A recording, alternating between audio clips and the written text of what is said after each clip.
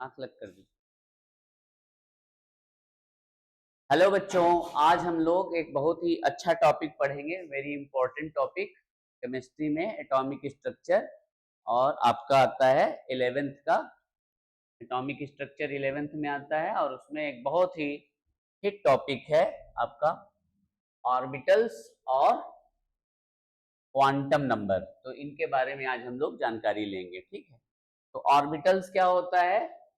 Orbitals क्या होता है? थ्री डायमेंशनल रीजन, जहां पर थ्री डायमेंशनल रीजन है ना, मतलब त्रिविम में थ्री डायमेंशनल रीजन जहां पर इलेक्ट्रॉन पाए जाने की संभावना, प्रोबेबिलिटी सबसे ज्यादा होती है, उसको हम लोग क्या बोलते हैं बच्चों?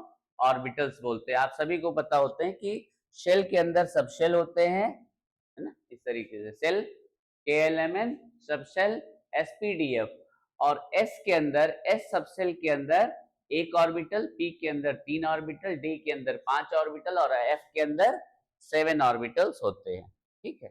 तो इसकी डेफिनेशन याद कर लीजिए, ये बोर्ड में भी आ सकता है और कंपटीशन में भी आता है। फिर आता है क्वांटम नंबर, है ना। तो क्वांटम नंबर क्या बताता है बच्चों? क्वांटम नंबर बताता है हमको डेजिग्नेट एंड डिस्टिंग्विश, है ना। एक तरीके से आप मान के चलिए कि ये एड्रेस बताता है, address of an electron. Quantum number क्या बताता है? Address of an electron. ये वैसे ही है जैसे पिन नंबर हमारा एड्रेस बताता है ना, पिन नंबर से हम अपना एड्रेस बताते हैं।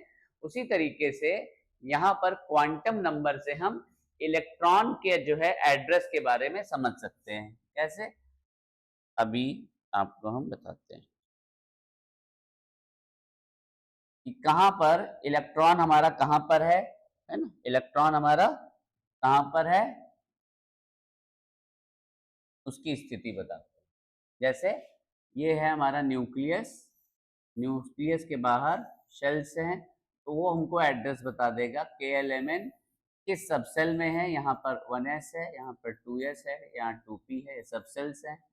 3s है, 3p है, 3d है, ये सब क्या है? सब सेल्स है। अब इलेक्ट्रॉन की हमको एड्रेस हमको पता चल जाएगा, इलेक्ट्रॉन का एड्रेस पता चल जाएगा किससे? With the help of quantum number से। वैसे ही जैसे हम पिन नंबर से अपना एड्रेस पता करते हैं, है ना। जैसे पिन नंबर, हमारे यहाँ का पिन नंबर क्या है? 2111019, ये जो है हमारे यहाँ का पिन नंबर। इसी तरीके से हर जगह के पोस्ट ऑफिस का एक जो है पिन नंबर होता है और उसी पिन नंबर से हमारा एड्रेस आइडेंटिफाई हो जाता है। तो इसी तरीके से क्वांटम नंबर भी है। और क्वांटम नंबर कितने तरीके के होते हैं बच्चों? क्वांटम नंबर होते हैं 4 तरीके। क्वांटम नंबर कितने तरीके के होते हैं?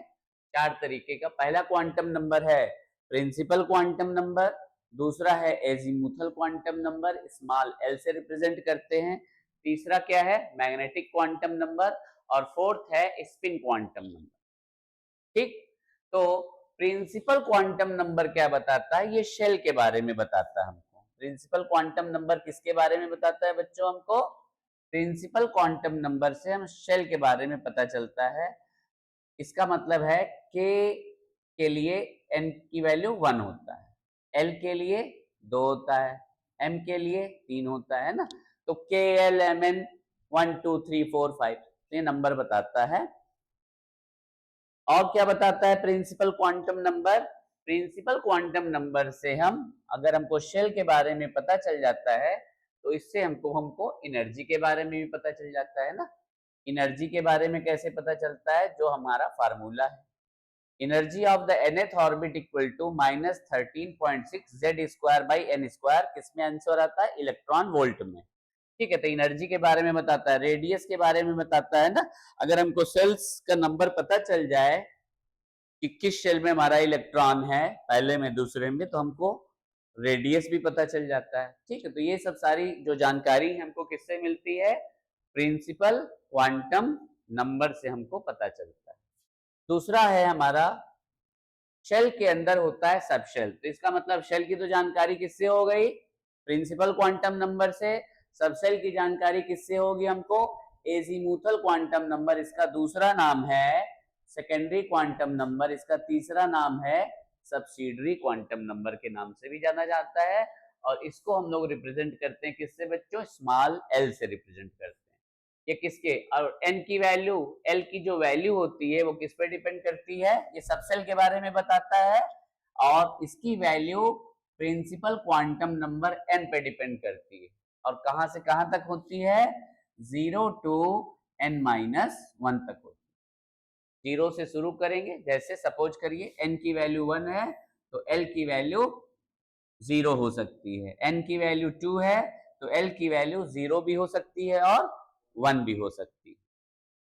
अगर n की वैल्यू 3 है तो l की वैल्यू 0 भी हो सकती है, 1 भी हो सकती है और 2 भी हो सकती है। अब हम दिखाते हैं कि कौन सा नंबर कौन से सबसेल को रिप्रेजेंट करता है।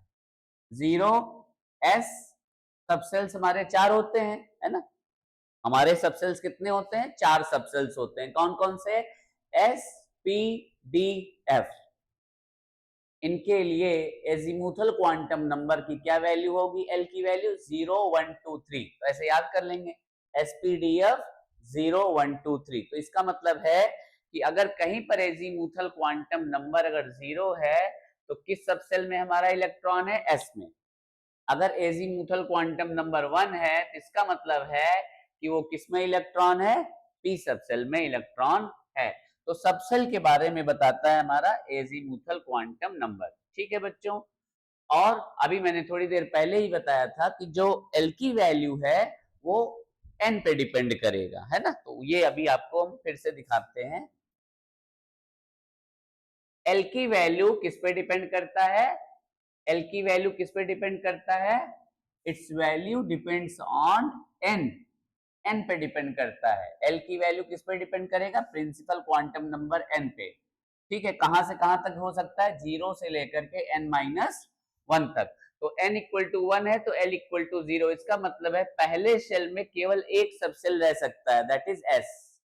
पहले शेल में केवल, अगर पहला सेल है, यहाँ पे ये न्यूक्लियस है,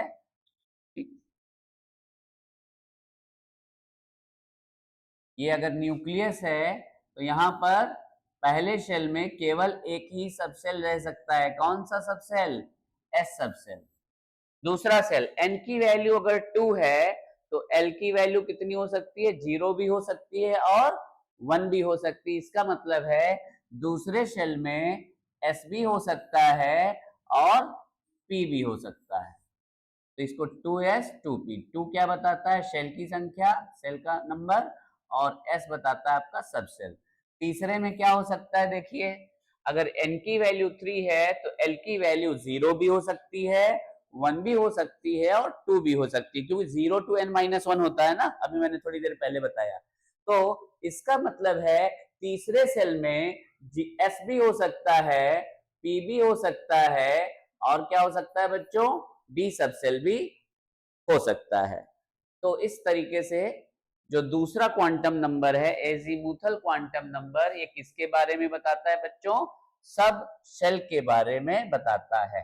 ठीक है, अब हम लोग तीसरे क्वांटम नंबर, अच्छा दूसरे क्वांटम नंबर में एक चीज और बताता है, ये ऑर्बिटल एंगुलर मोमेंटम बताता है। क्या बताता है बच्चों, एजीमुथल क्वांटम नंबर बताता है ऑर्बिटल एंगुलर मोमेंटम, है ना। ऑर्बिटल एंगुलर मोमेंटम और शेप ऑफ द सबसेल। अगर एल की वैल्यू 0 हो तो इसका मतलब है एस सबसेल, और एस सबसेल कैसा होता है बच्चों, स्फेरिकल होता है। एस सबसेल कैसा होता है, स्फेरिकल होता है ना। एस कैसा होता है, एस का शेप स्फेरिकल होता है। और एल की वैल्यू 1 है तो पी का शेप कैसा होता है बच्चों, डम्बल शेप होता है। एल की वैल्यू 2 है तो डी होता है, और डी का जो डबल डम्बल होता है। और एल की वैल्यू 3 है तो एफ है, एफ का शेप कैसा होता है बच्चों, कॉम्प्लेक्स होता है। तो ये शेप के बारे, ऑर्बिटल्स के शेप के बारे में बताता है। और किसके बारे में बताता है, ये orbital angular momentum of an electron, है ना। Orbital angular momentum of an electron, इसको छोटा करिए, देखिए कहीं पर ये छुप छुपा हुआ, ये देखिए, ये एनएलएमएस। ठीक, तो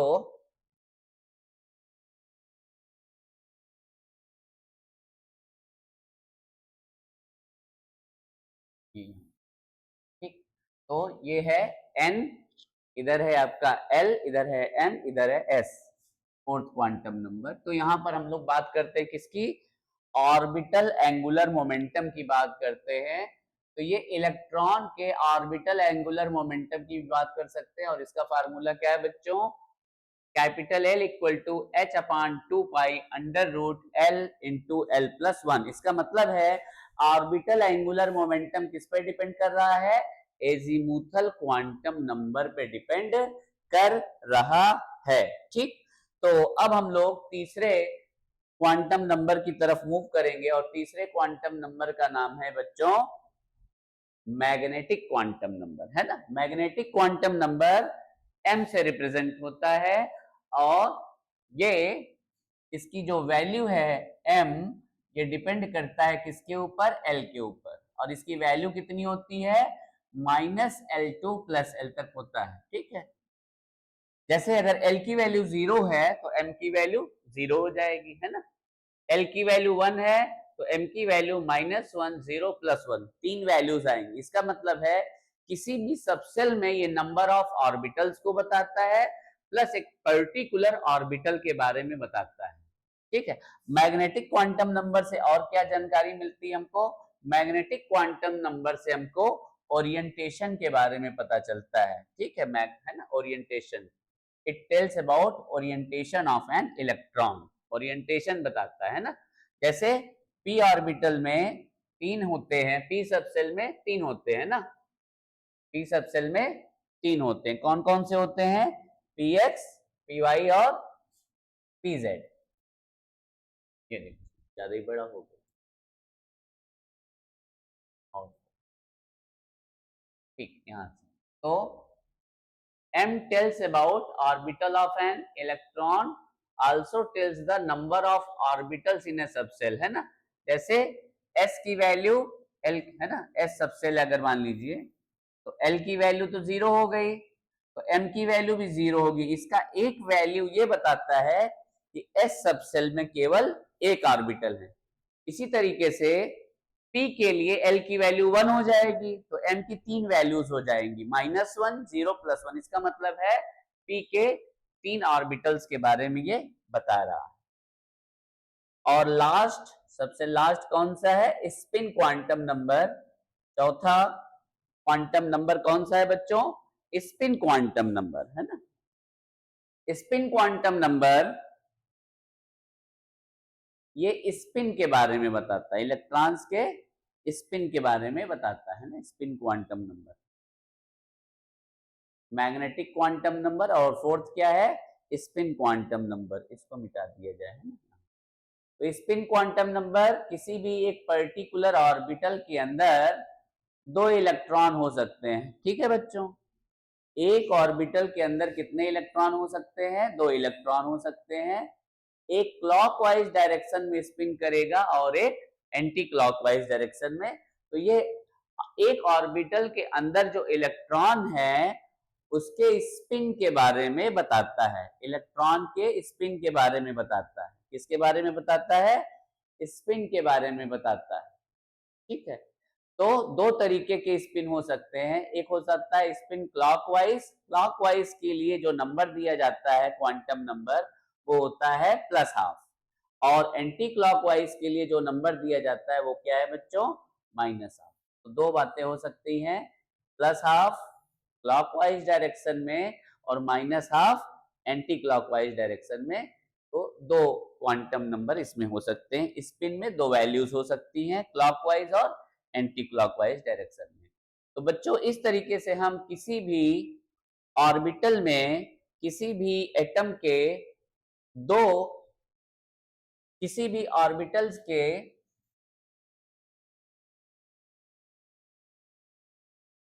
इलेक्ट्रॉन की स्थिति समझ सकते हैं, है ना।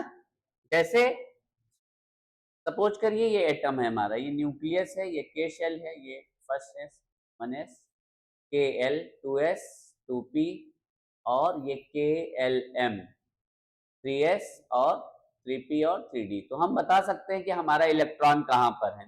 आइए देखते हैं कैसे हम बता सकते हैं। तो हमने कहा n की वैल्यू 2 है, n की वैल्यू 2 है, मतलब प्रिंसिपल क्वांटम नंबर कितना है, 2 है। n की वैल्यू 2 का मतलब है कि हमारा इलेक्ट्रॉन कहां पर है, हमारा इलेक्ट्रॉन दूसरे शेल में है, l में कहीं है ना, ये शेल को बताता है। तो दूसरे शेल में कहीं इलेक्ट्रॉन है और l की वैल्यू 0 है, इसका मतलब है हमारा इलेक्ट्रॉन कहां पर है, किसमें है, 2s में। अगर n की वैल्यू 4 है तो इसका मतलब है कि हमारा जो इलेक्ट्रॉन है ये फोर्थ सेल में है, 4s 4p 4d और 4f, ठीक है। और अगर L की वैल्यू 1 है इसका मतलब है कि हमारा इलेक्ट्रॉन 4p में यहां कहीं है इसमें। तो इस तरीके से हम किसी भी इलेक्ट्रॉन का पता बता सकते हैं, एड्रेस बता सकते हैं। दो इलेक्ट्रॉनों के बीच में हम डिस्टिंग्विश भी कर सकते हैं कि दोनों की स्थितियां क्या क्या है। ठीक है बच्चों, तो ये क्वांटम नंबर का टॉपिक, इससे आप लोग एड्रेस वगैरह इलेक्ट्रॉन का निकाल सकते हैं। इसके बाद आता है शेप ऑफ ऑर्बिटल, एक छोटा सा टॉपिक है, तो उसके बारे में भी हम लोग बता देते हैं।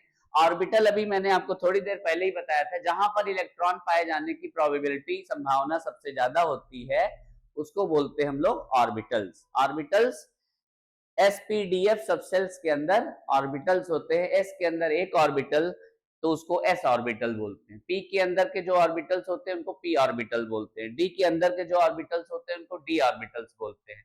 एफ के अंदर जो ऑर्बिटल्स होते हैं उनको हम लोग एफ ऑर्बिटल्स बोलते हैं। किसी पर्टिकुलर ऑर्बिटल में केवल 2 इलेक्ट्रॉन ही हम डाल सकते हैं। एक टर्म आता है नोड। नोड क्या होता है बच्चों, जहां इलेक्ट्रॉन पाए जाने की संभावना सबसे कम होती है, 0 होती है। बाइंडिंग इलेक्ट्रॉन इज 0, तो इलेक्ट्रॉन पाए जाने की संभावना 0 जहां पर होती है उसको क्या बोलते हैं बच्चों, हम लोग नोड बोलते हैं। इसका मतलब है ऑर्बिटल का एकदम अपोजिट नोड होता है। ठीक, तो सबसे पहले हम लोग बात करते हैं एस ऑर्बिटल की। और एस ऑर्बिटल हमारा कैसा होता है, स्फेरिकल होता है। एस ऑर्बिटल कैसा होता है बच्चों, स्फेरिकल होता है, गेंद की तरीके गोल होता है। ये है 2s की स्थिति और ये है 3s की स्थिति, इसमें नोड्स को भी दिखाया गया है। पी ऑर्बिटल्स की बात करते हैं। पी ऑर्बिटल का शेप होता है बच्चों, ये डंबल की तरीके होता है, ठीक है, डमरू की तरीके होता है। इसमें 3 एक्सिस में होता है, 3 ऑर्बिटल्स 3 तरीके के एक्सिस शो करते हैं, पी एक्स, पी वाई और पी जेड। डी ऑर्बिटल्स का जो शेप होता है बच्चों वो होता है डबल डंबल की तरीके होता है। देखिए एक डंबल ये है और ये एक डंबल, ये दूसरा डंबल है। तो यहां पर 5 तरीके के ऑर्बिटल्स होते हैं, D X Y, D Y Z, Z X और X square minus Y square और डी जेड स्क्वायर। इसमें 3 जो होते हैं प्लानर होते हैं और 2 जो होते हैं वो क्या होते हैं, एक्सियल होते हैं। एफ ऑर्बिटल्स का शेप बहुत ही कॉम्प्लेक्स होता है, ये हमने आपको बताया नोड निकालने का formula. Angular node is equal to l, azimuthal quantum number से निकाल सकते हैं। Radial node equal to n minus l minus 1 और टोटल करने पर ये आ जाएगा n माइनस 1 टोटल नोड्स। तो जिस तरीके के क्वेश्चन पूछे जाएंगे बच्चों उस तरीके के क्वेश्चंस। और इन बस आज का वीडियो यहीं तक रखते हैं, क्योंकि इसमें आपको क्वांटम नंबर और ऑर्बिटल्स के बारे में जानकारी हमने दिया है, ठीक है। और ये जानकारी आपको काफी हेल्प करेगा आपके एग्जाम के लिए, ठीक है। आप जो है खुश रहिए, मस्त रहिए।